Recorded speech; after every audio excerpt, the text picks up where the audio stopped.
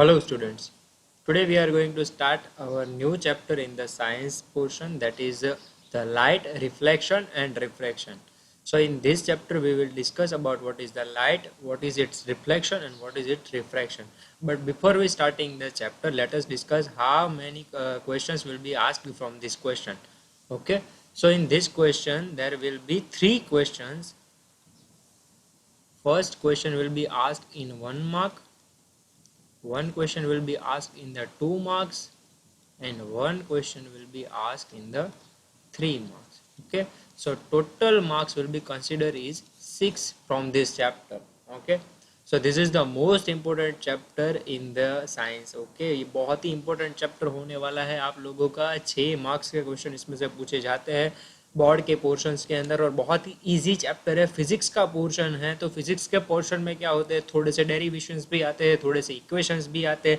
Standard 9th के अंदर जैसे हम लोगों ने मोशन का स्टडी किया था, force and laws of motion का स्टडी किया था, ग्रेविटेशन का स्टडी किया था, वर्क एंड एनर्जी का स्टडी किया था, तो वैसे ही आज हम लोग लाइट के रिफ्लेक्शन और रिफ्रैक्शन के बारे में स्टडी करने वाले हैं. ऑलरेडी अगर आप लोगों को पता होगा तो 8th स्टैंडर्ड के अंदर आप लोगों को इसका बेसिक कॉन्सेप्ट जो था वो क्लियर कर दिया गया था. ओके, तो बेसिक कॉन्सेप्ट जो है वो 8th स्टैंडर्ड के अंदर आता था, लेकिन अब जो है हम लोग क्या करने वाले हैं, पूरा का पूरा ब्रीफ और डिस्क्रिप्शन के अंदर स्टडी करने वाले हैं लाइट के रिफ्लेक्शन को और रिफ्रैक्शन को. So in this chapter we are going to study about, मैंने बोला वैसे ही कि रिफ्लेक्शन और रिफ्रैक्शन के बारे में स्टडी करेंगे. Then for the reflection we are going to study about the mirror, and for the refraction we are using the lens. Okay, so lens और mirror से जो image creation होते हैं वो भी हम लोग इस chapter के अंदर discuss करने वाले हैं. Then also we are going to discuss about how the refractive index will take a place in the refraction. Okay, तो ये भी study करने वाले हैं कि भाई refraction जो होता है वो किस तरह से होता है. बहुत सारे चीज़ों की study करनी है हम लोगों को इस chapter के अंदर. So let us start our new chapter, light, reflection and refraction. So first of all, if anyone who asks that what is the light, then you can give the answer that light is an electromagnetic ray that travels in the straight line. Okay, तो light जो है वो क्या है, तो generally light जो है वो इलेक्ट्रोमैग्नेटिक रे है. अब बात आई इलेक्ट्रोमैग्नेटिक रे के बारे में. So what is the electromagnetic रे, इसका मतलब ये नहीं है कि ये इलेक्ट्रिसिटी और मैग्नेटिक से बना हुआ है. इसको बोलते हैं इलेक्ट्रोमैग्नेटिक रे, क्योंकि सनलाइट में से मान लो कि बहुत ज़्यादा लाइट्स आ रही है. ओके, बहुत ज़्यादा लाइट्स आ रही है, उसमें से मैं अगर एक लाइट की जो लाइन है उसको अगर पकड़ के रखूँ, ओके, एक लाइट की लाइन को पकड़ के रखूँ, तो उसको मैं क्या बोलूँगा, लाइट रे, या तो बोलूँगा मैं ray of the light. Okay, एक रे को मैंने पकड़ के सिर्फ आपको दिखाया यहाँ पर, तो उसको मैं बोलूँगा रे ऑफ लाइट. वैसे ही अगर कोई पूछे कि इसमें से सर लाइट क्या डेफिनेशन क्या है, तो आप बोल सकते हो कि लाइट जो है वो एक टाइप का क्या है, रे है. कैसा रे है, तो इलेक्ट्रोमैग्नेटिक रे है, जो कि क्या करता है, स्ट्रेट लाइन के अंदर क्या करता है, ट्रैवल करता है. ओके, यहाँ पर देखो मैंने बोला है कि यहाँ पर देखो ये स्ट्रेट लाइन के अंदर ट्रैवल करता है. So that is how the lights definition will be created. ये बहुत ही इजी डेफिनेशन है और बेसिक डेफिनेशन है कि भाई लाइट क्या है. तो जनरली लाइट जो है वो क्या है, इलेक्ट्रोमैग्नेटिक रे है, और ये स्ट्रेट लाइन के अंदर जो है वो ट्रैवल करती है. Then the reflection of light. अब मान लो कि लाइट जो है वो हम लोगों ने पास ऑन की किसी एक सरफेस से दूसरे सरफेस के अंदर.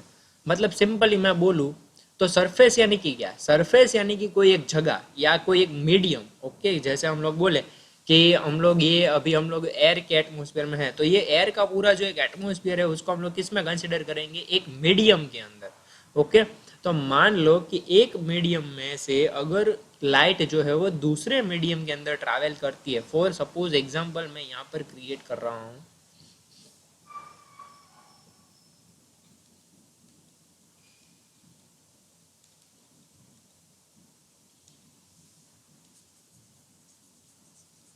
ओके, मैं एग्जांपल यहाँ पर ड्रॉ करूँगा.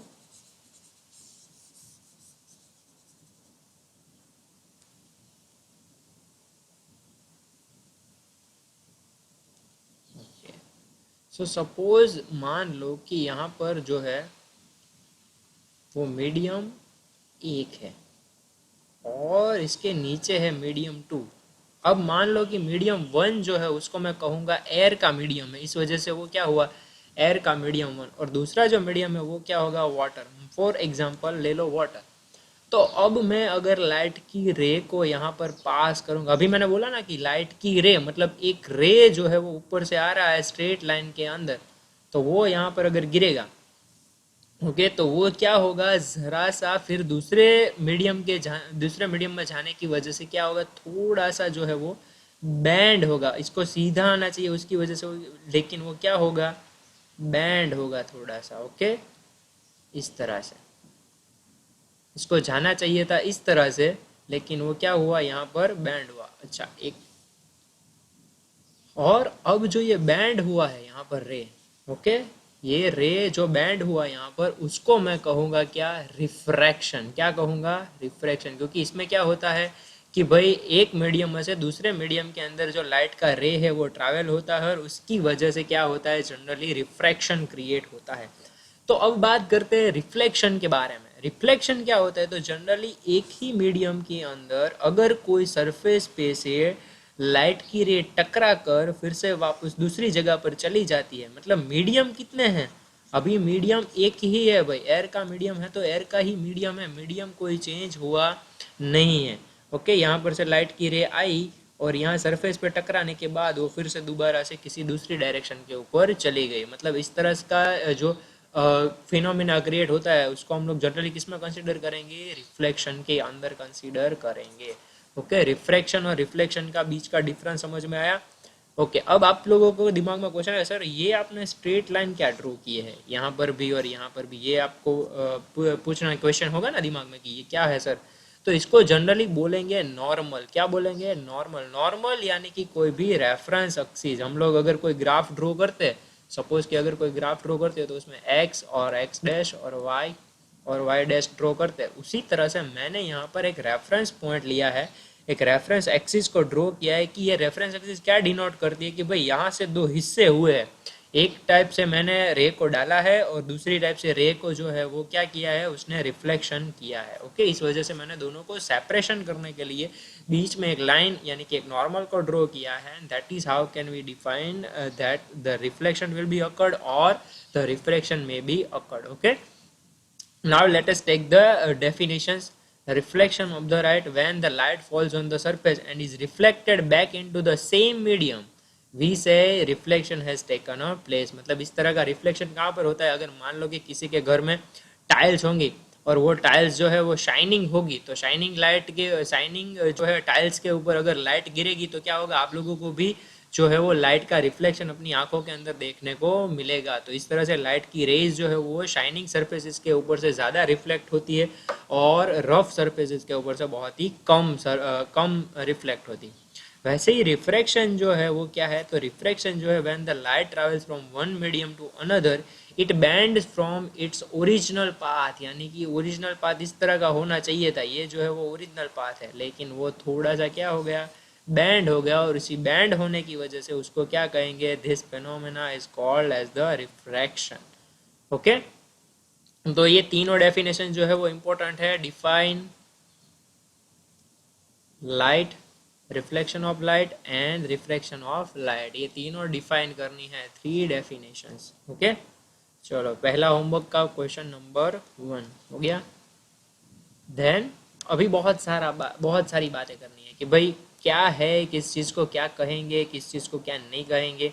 तो एक चीज़ मैंने ऑलरेडी बता दी है, नॉर्मल। ओके, अब बात करते हैं मैंने जो फिनोमिना क्रिएट किया था उसी के बारे में। तो मान लो कि ये जो है वो फिनोमिना है और ये यहाँ पर जो रे आ रहा है और यहाँ से रे जा रहा है, तो जो रे आ रहा है मतलब कोई इंसिडेंस जो है वो स्टार्ट हो रहा है। ओके, इंसिडेंस जो है वो स्टार्ट हो रहा है, यस श्योरली स्टार्ट हो रहा है।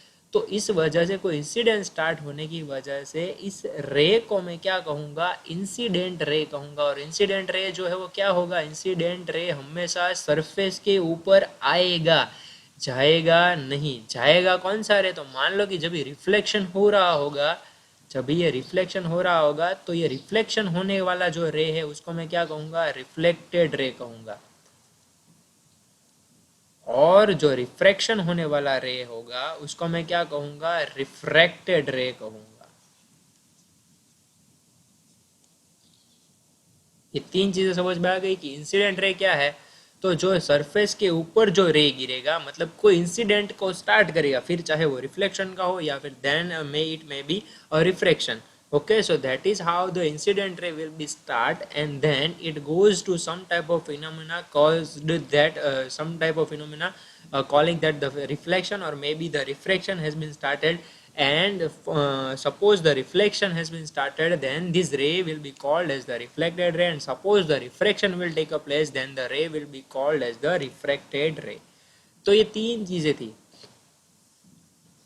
एक तो इंसिडेंट रे के बारे में, क्योंकि अभी हम लोग किसके बारे में बात कर रहे हैं, रिफ्लेक्शन के बारे में बात कर रहे हैं। हाँ, रिफ्लेक्शन के बारे में बात कर रहे हैं, यहाँ पर स्पेलिंग मिस्टेक हो गई और कुछ नहीं।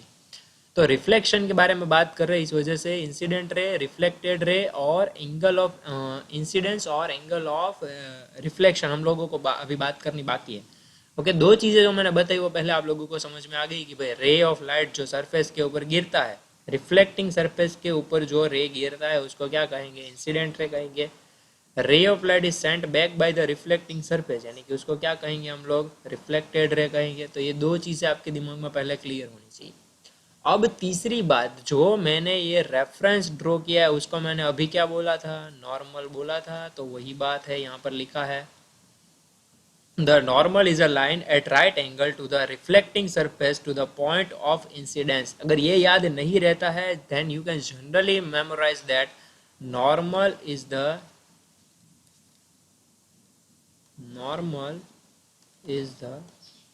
reference between incident ray and reflected ray।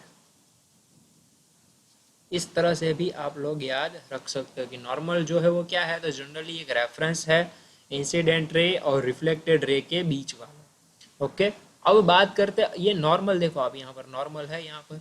Okay, अभी आप लोगों को क्लियरली नहीं दिख रहा होगा, एक सेकंड में आप लोगों को एक क्लीन स्लाइड लेके दिखा देता हूँ।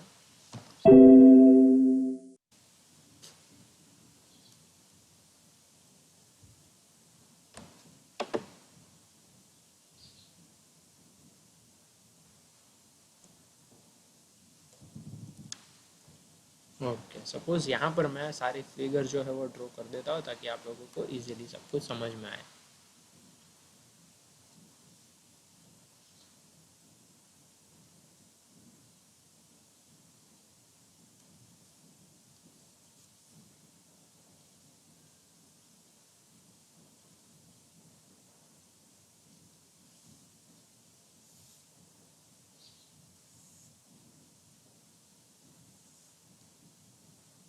ओके, सो सपोज यहाँ पर मैंने ये लाइन एक ड्रॉ कर ली। अब यहाँ से कौन सा रे आ रहा है, इंसिडेंट रे।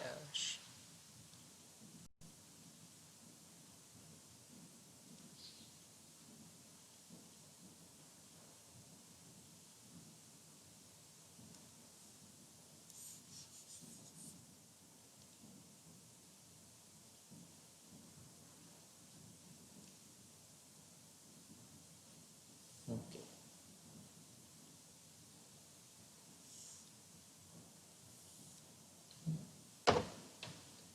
यहाँ पर ये थोड़ा सा ड्राइंग में प्रॉब्लम हो रहा है।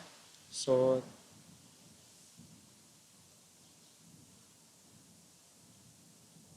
ओके, सो ये जनरली हम लोग बात कर रहे थे इंसिडेंट रे, और ये अभी हम लोग जो फिनोमिना क्रिएट कर रहे हैं वो क्या है, रिफ्लेक्टेड रे ऑफ लाइट का फिनोमिना जो है वो हम लोग अंडरस्टैंड कर रहे हैं। Okay, reflected ray of light जो, उसके लिए सबसे पहले हम लोगों ने कौन सा रे क्रिएट किया, इंसिडेंट रे क्रिएट किया। ओके, इंसिडेंट रे जो है वो क्या होता है, जनरली जो रिफ्लेक्टिंग सरफेस के ऊपर जो रे गिरता है उसको हम लोग क्या कहते हैं, इंसिडेंट रे कहते हैं। Okay,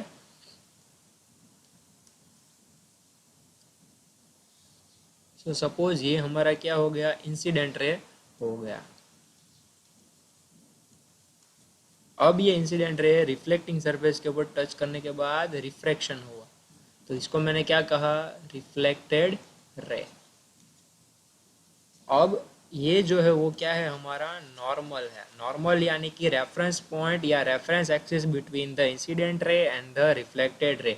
now you can see that the normal is making an angle between the incident ray and also making an angle between the reflected ray. So this angle of made between the normal and incident ray is called the angle of incidence. उसको क्या कहते हैं? Angle of incidence कहते हैं. And the angle made between the reflected ray and the normal is called as the angle of reflection, because we are seeing the reflection phenomena. So that is why that the angle is made is called as the angle of reflection. यहाँ पर आप देखो तो एक type का angle create हो रहा है नॉर्मल और इंसिडेंट रे के बीच में. उसको मैंने क्या बोला है? Angle of incidence. और यहाँ पर जो रे क्रिएट हो रहा है वो क्या क्रिएट हो रहा है? रिफ्लेक्शन का एंगल क्रिएट हो रहा है. इस वजह से मैंने इसको कहा है एंगल ऑफ रिफ्लेक्शन. अब सपोज कोई पूछे कि एंगल ऑफ इंसिडेंस को डिनोट कैसे करते हैं? Angle of incidence is equal to theta I. इसको बोलते हैं थीटा. थीटा को आप लोग इस तरह से लिख सकते हो. मैंने इस तरह से लिखा है. और थीटा आई का मतलब क्या होता है जनरली? Angle of incidence. तो मैं यहाँ पर लिख सकता हूँ थीटा. वैसे ही यहाँ पर मैं लिख सकता हूँ थीटा आर. और थीटा आर क्या होगा? Angle of reflection. तो आप लोगों के दिमाग में क्वेश्चन है, सर ये आप सब क्यों समझ रहे हो कि एंगल क्यों क्रिएट हो रहा है? तो हम लोगों को क्या लेना देना? एंगल क्रिएट होने से हम लोगों को क्या फ़र्क पड़ेगा? तो फ़र्क भाई साहब बहुत पड़ेगा, क्योंकि इसके बाद वाला जो टॉपिक है वो आप लोगों का होगा कि भाई लॉज ऑफ रिफ्लेक्शन क्या है. कि भाई कोई पूछे है कि भाई ये रिफ्लेक्शन हो रहा है तो उसके कोई नियम है, कोई कानून है? तो हाँ, उसके दो नियम हैं जो हम लोगों को स्टडी करने हैं. और वो दो नियम को स्टडी करने के लिए हम लोगों को ये सारी चीज़ें जो है वो दिमाग में क्लियर कट करके रखनी पड़ेगी, वरना हम लोगों को कोई कॉन्सेप्ट क्लियर होने वाला नहीं है. So for that I am telling you the what is the angle of incidence, what is the angle of reflection, what is the incident ray, what is the reflected ray. अब दिमाग में सारी चीज़ें धीरे धीरे क्लियर होनी शुरू हो गई होगी. अब कोई पूछे कि भाई रिफ्लेक्शन जो है वो कितने मीडियम में होता है, तो आप बोलोगे कि सिर्फ एक ही मीडियम है, क्योंकि इसमें कोई मीडियम जो है वो चेंज नहीं हो रहा है. मान लो कि ये एयर का मीडियम है, तो ये एयर के मीडियम में इंसिडेंट रे आया था और एयर के मीडियम में ही रिफ्लेक्शन रे गया. तो एक ही मीडियम में सारी चीज़ें जो है वो हो रही है. जबकि रिफ्रैक्शन में क्या होगा? तो रिफ्रैक्शन में जब भी बात आएगी तब मैं आपको याद दिलवाऊंगा कि मैंने किस तरह से आप लोगों को सिखाया था, किस तरह से मीडियम जो है वो चेंज होता है. ओके, सो ये बात है हमारी ये सारी चीज़ों को स्टडी करने के लिए. अब ये बात जो है वो रिफ्रैक्शन के रिलेटेड में है, तो वो हम बाद में देखेंगे. अब ये जो है वो इम्पोर्टेंट टॉपिक है.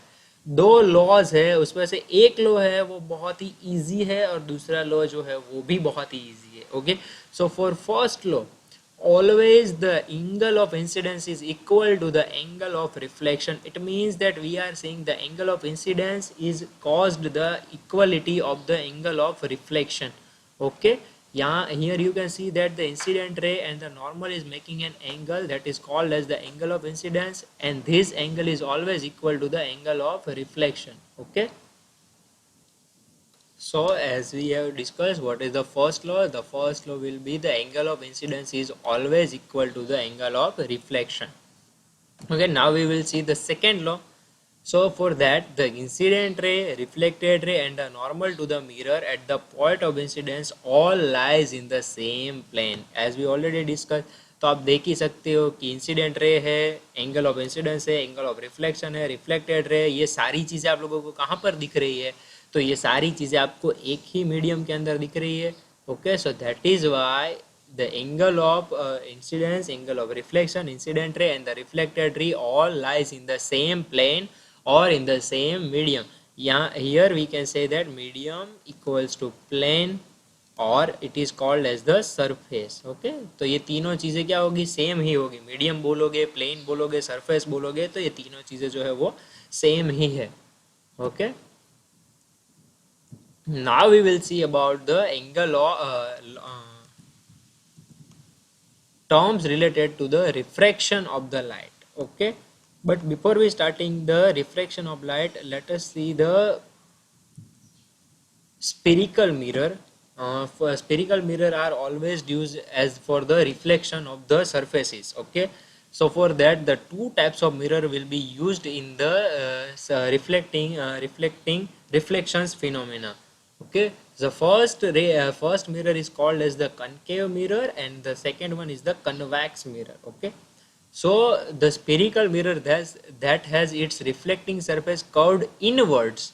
ओके जिसकी सरफेस जो है वो इनवर्ड्स है, यानी कि इस तरह से है. मैं यहाँ पर अगर एक हाफ सर्कल ड्रॉ करूँ, ओके, तो इस तरह से जो भी मिरर है जिसकी सरफेस इनवर्ड्स है, ओके, ये मिरर की सरफेस है, इस वजह से मैंने सिर्फ यहाँ पर ऐसी लाइंस ड्रॉ की है. ओके, तो ये जो है वो मिरर है, इसकी सरफेस जो है वो इनवर्ड्स है, इस वजह से इसको मैं क्या कहूँगा, कनकेव. आप लोग इसको कैसे याद रख सकते हो, क्योंकि केव जैसा आप लोगों को लग रहा है, इस वजह से इसको क्या कहेंगे, कनकेव मिरर कहेंगे. नाउ कन्वेक्स मिरर्स, तो the spherical mirror that has its reflecting surface curved outwards. इस तरह से जो भी मिरर की सरफेस होगी उसको मैं क्या कहूँगा, इसको मैं कहूँगा convex mirror. Okay, so and then we are going to start our next topic based on the concave mirror and convex mirror, that is the center of curvature, focus, principal axis, pole, focal length, radius of the curvature. We will see that in the next lecture. Okay, so that's it for today. Thank you very much for hearing this lecture. If you had any kind of doubt, you can ask me in the comment section, you can ask me on the WhatsApp, or you can ask me on the Instagram.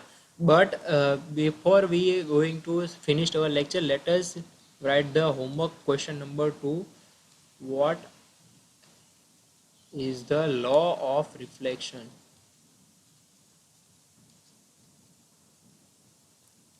So for that question you have to draw this figure that is given here. ये figure आपको draw करनी है homework के लिए, और ये figure के साथ साथ आप लोगों को ये दो लॉज भी लिखने हैं. पहला लॉ क्या है हमारा, theta i equal to theta r. It means the angle of incidence is equal to the angle of reflection. ये पूरा लॉ लिखना है. And second law is all lies in the same plane. अगर ये short में लिखा है पर आप लोगों को फुल फॉर्म में लिखना है, all lies in the same plane. और ये फुल डिस्क्रिप्शन में यहाँ पर लिखा हुआ है, यहाँ पर रो, तो आप लोग यहाँ पर पॉज करके ये दो लॉज लिख सकते हो. ओके, और यहाँ पर आपको फिगर भी है, और ये फिगर आप लोगों को समझ में नहीं आ रही है तो ये मेरे वाली फिगर भी आप लोग ड्रॉ कर सकते हो. ओके, बहुत ही इजी है और ये सारी चीज़ें मैंने आप लोगों को एक्सप्लेन कर दी है. ओके, क्वेश्चन नंबर 3 आप लोगों को लिखना है, what is concave and convex mirror. Tomorrow we will be starting the sum of the important terms related to the spherical mirrors, as we are going to discuss them. Okay, so that's it for today. Thank you very much for reading this lecture. Till then, bye bye everyone, and take care of yourself.